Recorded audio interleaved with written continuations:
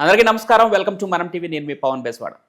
మొత్తానికి 11 సంవత్సరాలు దిగ్విజయంగా పూర్తి చేసుకొని 12వ సంవత్సరంలోకి అడుగుపెట్టింది జనసేన పార్టీ.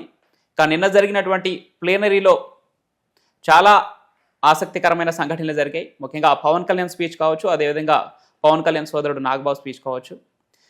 ఒక పక్క జన సైనికులను ఉత్సాహపరచడానికి ఆ కామెంట్ చేయడం జరిగిందా, అసలు ఏంటి విశ్లేషించే ప్రయత్నం చేద్దాం. మనతో పాటు ఉన్నారు బీజేపీ నాయకులు రవిచంద్రారెడ్డి గారు. నమస్కారం సార్. నమస్తే అండి.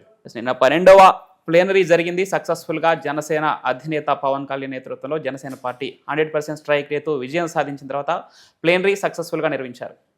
దాంట్లో ఒక్కొక్కరు చేసిన కామెంట్స్ వైరల్గా మారుతున్నాయి. ముఖ్యంగా పవన్ కళ్యాణ్ కావచ్చు, నాగబాబు గారు చేసినటువంటి కామెంట్స్ కూడా. ఏం చెప్తారండి?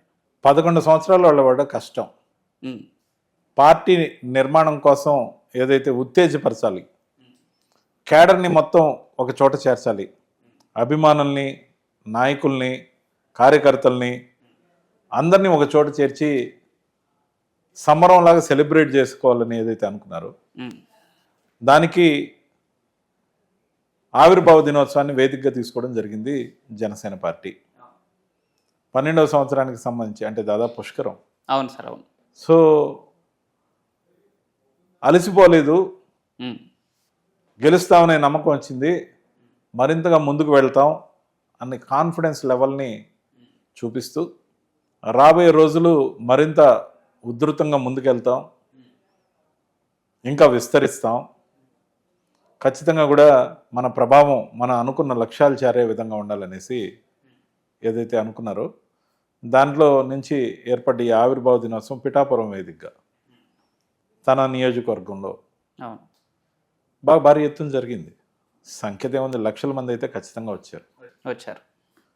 సో అక్కడికి హాజరైన జనసేన కార్యకర్తలందరిలో ఒక ఉత్సాహం, కొత్త నమ్మకాలు, పార్టీ ఎదుగుతుంది, మరింతగా నాయకులు మనతో చేరతారన్న నమ్మకం అయితే వాళ్ళకి వచ్చింది. ఆ పార్టీలో ఉత్తేజం పెంచడం కోసం జరిగిన పరిణామాల దృష్ట్యా పవన్ కళ్యాణ్ గారి స్పీచ్ అయినా, నాదెండ్ల మనోహర్ గారి స్పీచ్ అయినా, మరి నాగబాబు గారి స్పీచ్ అయినా చెప్పాలనుకున్న చెప్తూనే కొంత అతిశయం జోడించినప్పటికీ కార్యకర్తల్ని ఉద్దేశించి మాట్లాడేటప్పుడు ఆ మాత్రం ఉండాలి పంచ్. ఎందుకంటే వాళ్ళు చెప్పే మాటలు వాళ్ళు ఊర్లకు పోయిన తర్వాత నలుగురు చేరే విధంగా ఉండాలి, వాళ్ళలో ఆ నమ్మకం ఏర్పడాలి. ఓకే, మన పార్టీ పెరుగుతుంది, మనం కూడా జనసేనకు పనిచేద్దామన్న ఆలోచన రేకెత్తించేందుకు చేసిన ప్రయత్నంగా నేనైతే చూస్తా. కానీ కొన్ని మాటలు ఏదైతే ఉన్నాయో కూటమిని ఉద్దేశించి 40 సంవత్సరాల నుంచి ఉన్న పార్టీని కూడా మనం నిలబెట్టాం, ఇవన్నీ కూటమిలో ఉన్న పార్టీలకి కొంచెం బాగా అనిపించవు. ఇక్కడ 15 సంవత్సరాల పాటు నేను ఇంకా ఈ కూటమితోనే కలిసి ఉంటానని చెప్పి పవన్ కళ్యాణ్ ప్రకటించడం జరిగింది. ఈ నేపథ్యంలో నిన్న జరిగినటువంటి ఆ ప్లేనరీలో వచ్చిన కొన్ని వ్యాఖ్యలు ఏవైతే ఉన్నాయో ఈ కూటమి నాయకులకి కొంత అవి ఇబ్బందికరంగా ఉండవు. ఖచ్చితంగా ఉంటాయి. ఇప్పుడు నాగబాబు గారు చెప్పిన దాని ప్రకారం వాళ్ళ సభ్యత్వం సంఖ్య 12,36,000 దాకా వచ్చారు, ఇప్పటికే సభ్యత్వం తీసుకున్నారని చెప్పారు. ఓకే, తెలుగుదేశం పార్టీ జనవరి 18న ప్రకటించిన దాని ప్రకారం ఇరు రాష్ట్రాల్లో కలిపి 1,05,00,000 మంది సభ్యత్వం ఉందని చెప్పారు. చాలా పెద్ద ఫిగరు. దాంట్లో అటు ఇటు కొన్ని లక్షలు అటు ఇటు ఉంటే ఉండొచ్చు, కానీ చాలా పెద్ద ఫిగరు. వ్యవస్థీకృతంగా ఉన్న ఒక పార్టీ, 45 సంవత్సరాల నుంచి పార్టీ ఉంది. అవును, కాబట్టి అంత తేలిగ్గా తీసుకోకూడదు. కానీ ఉన్న పరిస్థితుల దృష్ట్యా ఒక్కొక్కసారి విద్యార్థి పాస్ కావడానికి 2-3 గ్రేస్ మార్కులు కూడా అవసరం అవుతాయి. ఓకే, మరి 2-3 గ్రేస్ మార్కులు అవసరం అయినప్పుడు అసలు మార్కులే రాకపోతే గ్రేస్ మార్కులు పనిచేయవు. అవును, కాబట్టి పాస్ కావడం ఎంత ఇంపార్టెంటో దానికి వచ్చిన మార్కులు, అంతకుముందు గ్రేస్ మార్కులకి వచ్చిన ఎలిజిబిలిటీ మార్కులు ఉన్నాయి చూడండి, ఒక 20-15 వస్తే గ్రేస్ మార్కులు అప్లికబుల్ కావు. అక్కడ దాకా వచ్చినప్పుడు ఇది యాడ్ ఆన్ అంతే. ఆ విధంగా జనసేన ప్రభావం ఖచ్చితంగా ఉంది. అదేవిధంగా బీజేపీ కేంద్రంలో పరిపాలించే పార్టీగా, ఈ దేశంలో భారతదేశం అంత పెద్ద పార్టీగా భారతీయ జనతా పార్టీ ఈరోజు 22 రాష్ట్రాల్లో అధికారాన్ని నిర్వహిస్తున్న పార్టీగా, 16 రాష్ట్రాల్లో నేరుగా అధికారంలో ఉన్న పార్టీగా, నరేంద్ర మోడీ గారు, అమిత్ షా గారు తీసుకుంటున్న నిర్ణయాలు, పురంధేశ్వర్ గారి యొక్క ప్రచారం, దగ్గుపాటి పురంధేశ్వర్ గారు పార్టీ అధినాయకురాలుగా ఉన్నారు, బీజేపీ నాయకులు సత్యకుమార్ గారు మరి అనేక మంది పనిచేశారు, కేంద్రం నుంచి మంత్రులు వచ్చారు. కేంద్రం నుంచి నరేంద్ర మోడీ గారు, అమిత్ షా గారు, అనేక మంది కేంద్ర మంత్రులు ఆంధ్రప్రదేశ్ ప్రచారానికి వచ్చారు. వీటి ప్రభావం కూడా ఖచ్చితంగా ఉంటుంది కదా, ఖచ్చితంగా ఉంటుంది. జనసేనది కేవలం ఆ గ్రేస్ మార్కుల ప్రభావమే అయితే నిన్న పవన్ కళ్యాణ్ గారు చేసినటువంటి ఒక కామెంట్ ముఖ్యంగా మనం పరిగణలోకి తీసుకోవాలి. మనతో పాటు తెలుగుదేశం పార్టీని కూడా నిలబెట్టాం అనే ఒక కామెంట్ ఆయన నోటి నుంచి వచ్చింది. దాన్ని ఏ విధంగా చూస్తారు? ఒక కూటమి, ఒక అగ్ర పార్టీ తరపునటువంటి మీరు నాయకులుగా ఉన్నారు, మీరు ఏ విధంగా చూస్తారు ఆ కామెంట్? నేను ఆ సందర్భంలో కొంత నేను చెప్పాను అతిశయం అని. దీన్ని మనం ఎక్కువగా తీసుకొని ఫోకస్ చేయాల్సిన అవసరం లేదు. ఓకే, క్యాడర్ని ఉద్రేకపరచడానికి, ఉత్సాహపరచడానికి, వాళ్ళలో మళ్ళీ తిరిగి జనసేన పెంచాలన్న కసితో పనిచేయాలనే కోణంలో మాట్లాడారని అనుకుంటా. పవన్ కళ్యాణ్ గారి ప్రభావం ఖచ్చితంగా ఉంది, మాస్ ఫాలోయింగ్ ఉంది, క్రౌడ్ పుల్లర్.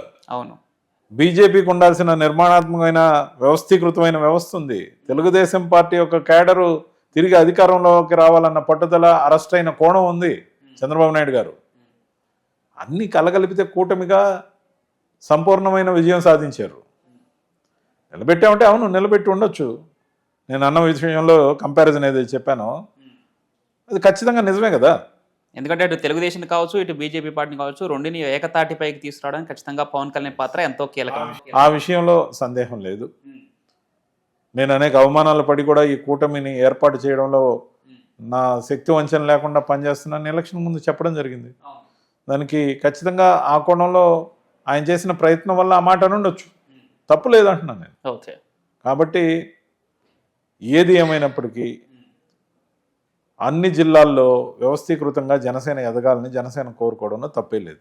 సార్, ఇక్కడ 21 సీట్లు 100% స్ట్రైక్ రేట్, ప్లేనరీ 12వ సంవత్సరంలో అడుగు పెట్టింది. ఓకే, 151 సీట్లు గెలుచుకున్న పార్టీ, అధికారం 5 సంవత్సరాల పాటు అధికారంలో ఉన్న పార్టీ వైసీపీ పార్టీ. రీసెంట్గానే అది మరొక సంవత్సరంలో అడుగు పెట్టింది. కానీ ఎందుకు ప్లేనరీ లాంటిది జరుపుకోలేదు? పొదుపు చేస్తున్నారా, లేదంటే ఏంటి ఇప్పుడు అవసరం లేదనుకుంటున్నారా? ఏంటి వైసీపీ పని అయిపోయింది అనుకుంటున్న తరంలో ప్లేనరీ కూడా నిర్వహించకపోవడానికి అసలు ప్రధాన కారణం ఏమై ఉండొచ్చు? చంద్రబాబు నాయుడు గారు కానీ, ఎన్టీఆర్ గారు కానీ తెలుగుదేశం పార్టీ వ్యవస్థీకృతంగా ఏర్పడడానికి ఇంత బలమైన కారణం ఏంటంటే, ప్రతి సంవత్సరం ఎన్టీఆర్ గారి బర్త్డేని ఉద్దేశించి మే 28వ తారీఖున మహానాడు పేరుతో ప్లీనరీ జరగడం చూసాం. అవును, కోవిడ్ రోజుల్లో తప్ప దాదాపు ప్రతి సంవత్సరం వాళ్ళు మహానాడు అనేది జరుపుతూ వస్తున్నారు, పార్టీ అధికారంలో ఉన్నా లేకపోయినా. అది ఒక ప్రధానమైన కారణం, ఒక పార్టీని నిలబెట్టుకోవడంలో ఉండాల్సిన మంచి పరిణామం. వైఎస్ఆర్సీపీ ఏర్పడ్డప్పటి నుంచి ప్రతి సంవత్సరం ఎప్పుడు కూడా ప్లేనరీ కానీ లేకపోతే మరో ఏదైనా ఒక పేరుతో కానీ ఎప్పుడు కార్యక్రమాలు చేయాల. ఇది కూడా 14 సంవత్సరాలు పూర్తి చేసుకుని 15 సంవత్సరంలోకి అడుగుపెట్టింది. ఎగ్జాక్ట్గా 2 రోజుల ముందే మార్చి 12న వైఎస్ఆర్సీపీ ఆవిర్భావ దినోత్సవం, మార్చి 14న జనసేన ఆవిర్భావ దినోత్సవం. కంపారిజన్ వస్తుందని వాళ్ళేం మొహమాటానికి పోలా. మీరు అన్నట్టు ఇప్పుడు ఎందుకు డబ్బులు దండగాని అనుకుని ఉండొచ్చు, ఏమంత మనకు పెద్ద అవసరం అనుకుని ఉండొచ్చు. కానీ వ్యవస్థీకృతమైన లోపాల గురించి చెప్పాలి. పార్టీని లోలో ఉన్నప్పుడు కాపాడుకోవాలంటే ఖచ్చితంగా క్యాడర్ని ఉత్తేజపరచాలి. ఆ ఉత్తేజపరచడం కోసం ఖర్చు అయితే వెనకడాల్సిన అవసరం లేదు. వ్యవస్థీకృతంగా ఆర్థికంగా అంత బలహీనమైన పార్టీ ఏం కాదు వైఎస్ఆర్సీపీ. ఉండి వచ్చిన వాడిగా చెప్తున్నా. మరింతగా మమేకం చేయడం కోసం ఇలాంటి కార్యక్రమాలు ఉపయోగపడతాయి. కానీ ఫీజు పోర్ అనే ఒక చిన్న ధర్నా కార్యక్రమంతో అనిపించారే కానీ ఖచ్చితంగా ఇది సహేతుకం కాదని అయితే బయట నుంచి చూసే వాళ్ళకి కూడా అనిపించింది. ముఖ్యంగా వైఎస్ఆర్సీపీ క్యాడరు నాకు ఉన్న పాత మిత్రులు అనేక మంది నొచ్చుకొని ఈ కంపారిజన్లో కొంచెం నిరాశకు గురైనట్టు కూడా అనిపించింది. అదే సార్, జగన్మోహన్ రెడ్డి రీసెంట్గా ఒక మీడియా ప్రెస్ మీట్ పెట్టి ఆయన చెప్పారు, మొన్నటి వరకు నేను కార్యకర్తను పట్టించుకోలేదు, ఇప్పుడు పెట్టేటువంటి ప్రభుత్వం చిత్రహింసలు గురి చేస్తుంది, నేను కళ్ళారా చూశాను, ఇప్పటి నుంచి కార్యకర్తే ధ్యేయంగా నా పార్టీ పనిచేస్తుందని చెప్పి ఆయన చెప్పారు. మరి ఇప్పుడు ఇందాక మీరు చెప్పినట్టు గ్రౌండ్ లెవెల్లో ఉన్నటువంటి ప్రతి కార్యకర్తని ఉత్తేజపరచాల్సిన అవసరం అయితే ఎంతైనా ఉంది, ముఖ్యంగా ఇలాంటి టైంలో. అదే ప్లేనరీ ఎందుకు పెట్టలేకపోతున్నారు? వైసీపీ పార్టీ తరఫున ఒక అధికారికంగా ప్రోగ్రాం ఎందుకు నిర్వహించలేకపోతున్నారు? అందుకే దానికే నేను చెప్పింది ఏంటంటే, ఒకటి డబ్బు ఖర్చుకు వెనకాడటం, 2 పార్టీ మీద శ్రద్ధ లేకపోవడం. ఒక పార్టీ ద్వారానే పార్టీకి అధికారం సంక్రమిస్తుంది. అధికారం ఉంటేనే అధికారాన్ని చెలాయిస్తాం, కానీ పార్టీ నిర్మాణం కోసం ఖర్చు ఇప్పుడు అనవసరం అనుకున్నట్టు కనపడుతూ ఉంది. ముఖ్యంగా ఇంకోసారి అధికారంలోకి వస్తే కార్యకర్తలను పట్టించుకుంటానని అన్నారు, కానీ ఇంకొకసారి అధికారంలోకి వచ్చిన తర్వాత కార్యకర్తలను ఎలా గుర్తిస్తారు? మీ సభ్యత్వ కార్డులు ఏవి? దాంట్లో క్రియాశీలకమైన సభ్యులు ఎంతమంది? కాబట్టి అవన్నీ లేకపోతే మీరు ఎలా వాళ్ళని గుర్తించి రేపు ఆదుకుంటారు? వాళ్ళలో ఆ ధైర్యం నమ్మకం ఎలా ఏర్పడుతుంది? ఇప్పుడు పార్టీలు సభ్యులకి ఇన్సూరెన్స్ కూడా చేస్తూ ఉన్నాయి. అవును, కొంత డబ్బును కేటాయించి గ్రూప్ ఇన్సూరెన్సు, యాక్సిడెంటల్ ఇన్సూరెన్సు ఇలాంటివన్నీ కూడా చేస్తూ ఉన్నాయి కొంచెం. సో ఇవన్నీ కూడా కార్యకర్తల్లో మనోధైర్యాన్ని పెంచుతాయి. నేను పలానా పార్టీకి సభ్యుడిగా ఉన్నా, నాకు ఒక ఐడెంటిటీ కార్డు ఉంది, ఒక బార్ కోడ్ ఉంది, నన్ను ఎవరు అని ప్రశ్నించినప్పుడు ఇలా స్కాన్ చేస్తే నా హిస్టరీ, నా బయోడేటా కనపడుతుంది. ప్రతిసారి నేను ఎవరో రాసుకొని రావాల్సిన అవసరం లేదు. Everything is digitalised today. అవును, జనసేన పార్టీ కూడా చాలా క్లియర్గా కార్యకర్తల కోసం పెట్టింది. దీంట్లో పూర్తిగా అడ్వాన్స్డ్గా ఉన్నది భారతీయ జనతా పార్టీ. దేశం అంతా వ్యవస్థీకృతంగా డిజిటల్ ఏదైతే చేసిందో, నారా లోకేష్ గారు కూడా ఆయన ఆధ్వర్యంలో డిజిటలైజ్ చేశారు. భారతీయ జనతా పార్టీ సభ్యత్వం కూడా డిజిటల్ సభ్యత్వం ఇస్తుంది. అప్పటికప్పుడే స్పాట్లోనే డిజిటల్ సభ్యత్వం ఇస్తుంది. క్రియాశీలక సభ్యుల్ని సపరేట్గా గుర్తించి వాళ్ళకి క్రియాశీలక సభ్యుడు అనే పేరు ఇస్తుంది. అలాగే వివిధ కేడర్లో పదవులు పొందేటప్పుడు దానివల్ల వచ్చే బెనిఫిట్ ఏంటంటే ఇతను ఏం చేశాడు, ఎంతకాలం నుంచి పార్టీలో ఉన్నాడు, మొత్తం వాళ్ళ హిస్టరీ వస్తుంది. ఇది అవసరం. రేపు కార్యకర్తలను గుర్తిస్తా, పట్టించుకుంటా అన్నప్పుడు వాళ్ళ హిస్టరీ ఎవరో చెప్తేనో, ఎవరు రికమెండేషన్ మీద ఉంటేనో, లేకపోతే మనకు తెలిసిన కొన్ని ముఖాలను మాత్రమే పరిగణలోకి తీసుకుంటే అది న్యాయం కాదు. ఖచ్చితంగా కూడా ఆ కోణంలో సభ్యత్వం ఉండాలి, ప్రతి ఒక్కరికి గుర్తింపు కార్డు ఉండాలి, ఎప్పటికప్పుడు ప్లేనరీతో ఉత్సాహపరచాలి. పార్టీ సంవత్సరానికి ఒక్కసారి కదా, నెలకు ఒకసారి కాదు కదా. అంతే కదా. ఖర్చు కూడా కార్యకర్తలు తలా కాస్త వేసుకొని నడుపుతారు. నాయకుడికి కూడా ఉత్సాహం వస్తుంది. నాయకుడి ద్వారా వీళ్ళకి ఉత్సాహం రావాలి. సుదీర్ఘకాలం పరిపాలిస్తాం, 25 ఏళ్ళు 30 ఏళ్ళు అధికారంలో ఉంటామని చెప్పేటప్పుడు వ్యవస్థే లేకపోతే ఎలా ఉంటారు? అయినా డబ్బు ఖర్చు అవుతుందని చూసుకునే అంత చిన్న పార్టీ కాదని అనుకుంటున్నాను. ఎందుకంటే నేను ఉండి వచ్చిన వాడిగా చెప్తున్నా, డబ్బుకి ఏమి ఇబ్బంది లేదు, కానీ అక్కడ నిర్ణయాల లోపం ఉంది. ఖచ్చితంగా కూడా ఆ కోణంలో ఆలోచించకపోతే పార్టీ మనుగడ కష్టం. ఎందుకంటే 25 ఏళ్ళు 30 ఏళ్ళు అధికారంలో రావాలనుకున్నప్పుడు ప్రతి నియోజకవర్గంలో పార్టీ ఆఫీస్ ఉండాలి, పార్టీ వ్యవస్థీకృతంగా ఉండాలి, కార్యకర్తల బలం నిర్మాణాత్మకంగా కార్డుల రూపంలో ఉండాలి, క్రియాశీలకమైన సభ్యులు ఉండాలి. అది ఎవరైనా సుదీర్ఘకాలం ఎప్పటికీ పార్టీని బలంగా ఉంచుకోవడం కోసం చేయాల్సిన చర్య. ప్రతి సంవత్సరానికి ఒకసారి పండగలాగా చేసుకోవాలి. ఏం మన బర్త్డే చేసుకోవట్లేదా? అదేవిధంగా చేయాలి అంటాను.